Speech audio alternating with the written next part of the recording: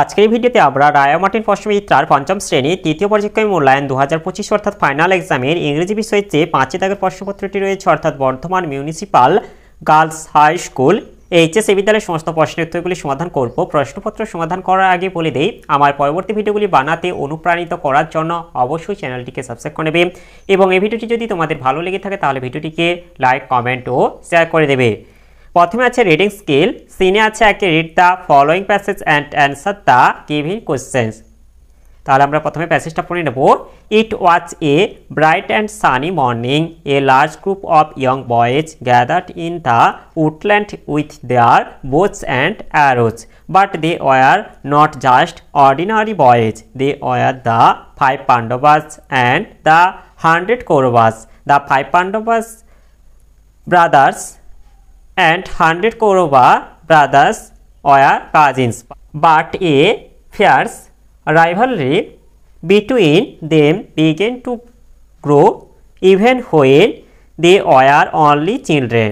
The royal children learned the skills of using weapons from Dronacharya. He was one of the greatest warriors of his time. He had learned the secret of powerful weapons from Parshurama. The Pandavas and the Kauravas were quick to learn. They soon picked up various skills. All the princes learned the use of all the weapons. Each of them had their own favorite weapons. Duryodhana and Bhima favored the mace. Yudhishthir's choice of weapons was the spear. Arjuna was fascinated by bows and arrows. The twins Nakula and Sahadeva were most comfortable with swords. তাহলে আমরা প্যাসেজটা পড়ে নিলাম, এবার প্রশ্নের উত্তরগুলি করব। এতে হচ্ছে অ্যান্সার দ্য ফলোয়িং কোয়েশ্চেন্স। এতে আছে হু was the Guru of Dronacharya, এর উত্তরটি হবে পরশুরামা was the Guru of Dronacharya.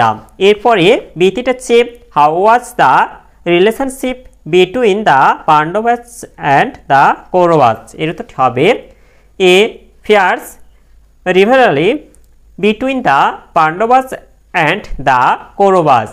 এরপর এটা আছে সিতে who was fascinated by bows and arrows, এর উত্তরটি হবে Arjuna was fascinated by bows and arrows.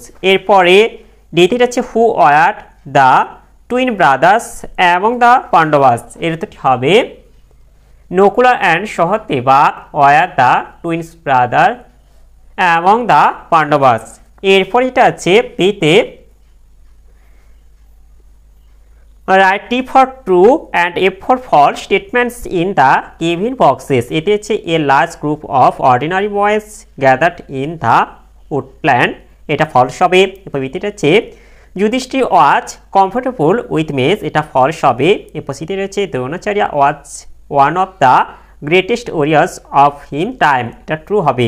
এরপরে দ্বিতীয়টা হচ্ছে the total number of Pandavas was 100, এটা ফলস হবে। এরপরে সিটিটা হচ্ছে match the words in column A with their meanings in column B. এতে আছে উডল্যান্ড, এটা হবে এই যে ফরেস্ট। এরপরে বিটিটা হচ্ছে ওয়েপন, এটা হবে শর্ট। এরপরে সিটির হচ্ছে সিক্রেট, এটা হবে something that is keep hidden. এরপরে দ্বিতীয়টা হচ্ছে রাইভালারি, এটা হবে অপোজিশন। এরপরে ইতিটা হচ্ছে স্কিল, এটা হবে এক্সপার্টিস। এরপরে এফটিটা হচ্ছে রয়্যাল, এটা হবে কিংলি। এরপরে রিডিং স্কিল আনসিন, এটা হচ্ছে 2 দাগে read the giving passage and answer the questions that follow. তাহলে আমরা প্যাসেজটা পড়ে নেব। Our national flag has 3 colors. Saffron is at the top, white is in the middle, green is at the bottom. Saffron color stands for peace and truth.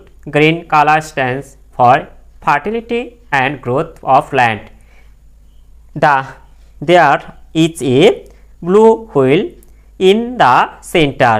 It stands for progress. We hoisted it on 15 August, which is our Independence Day. We can hoist it also on 26 January, which is our Republic Day. We salute our national flag to show respect and honor. We love our flag. We are proud of it. তাহলে আমরা প্যাসেজটা পড়ে নিলাম। এবার প্রশ্নের উত্তরগুলি করব। এতে এটা হচ্ছে choose the correct answer from the given alternatives. এতে এটা হচ্ছে the saffron colour stands for peace. এরপরে বিতে হচ্ছে 15 August is our independence day. এরপর সিতে হচ্ছে the colour of the wheel is, এটা হবে ব্লু হবে।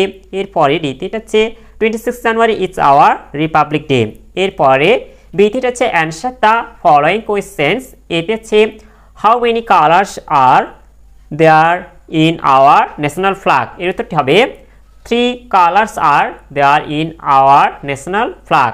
এরপরে বিতে হচ্ছে what is in the centre of the flag.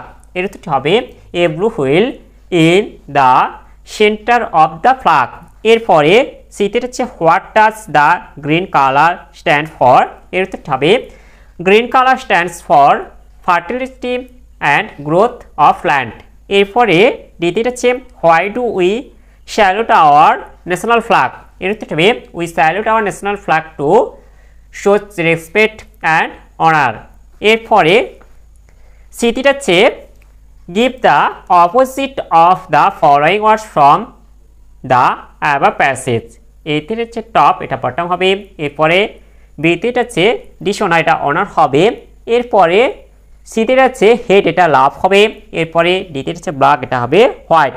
এরপরে গ্রামার অ্যান্ড ভোকাবুলারিতে আছে 3 দাগে feel in the blanks with the correct forms of the verbs given in the brackets.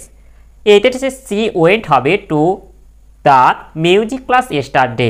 এরপরে বিতে হচ্ছে মাদার, এটা রিড হবে দ্য রামায়ণা।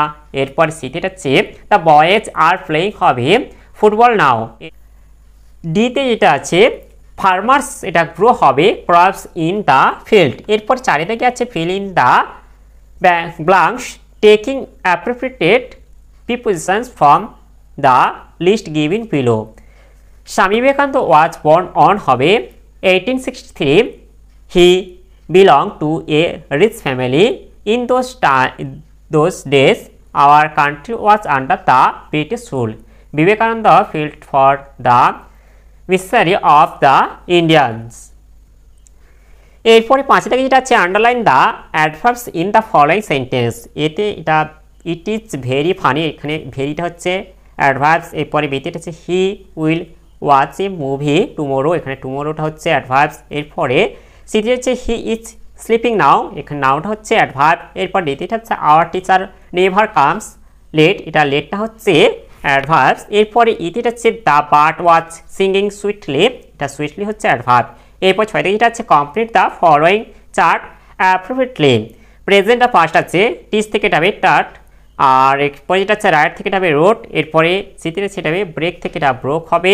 এরপরে বট যেটা আছে এটা হবে বাই।